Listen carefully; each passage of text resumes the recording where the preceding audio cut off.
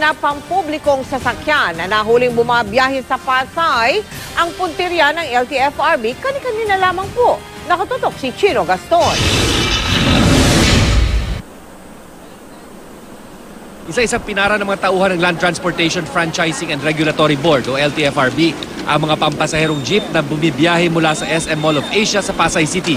Ang ilan nakitaan ng mga problema sa dokumento na chinecheck sa database ng LTFRB mula sa isang laptop computer.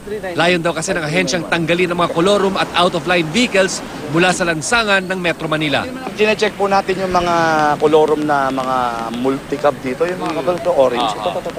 Kasi sir, meron mga kolorum daw, di umano, sabi ng mga lihitimo.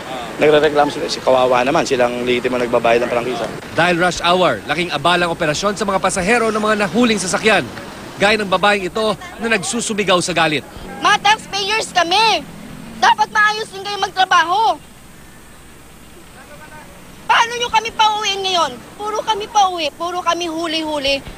Paano sasagutin ng LTFRB na yan? Talaga ako, nanginginig ako talaga sa galit sa LTFRB na yan. Konting pasensya lang.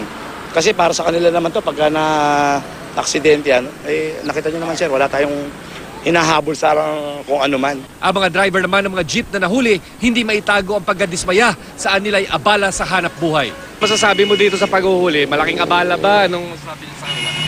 Naabala po? Chino Gaston, nakatutok, 24 oras.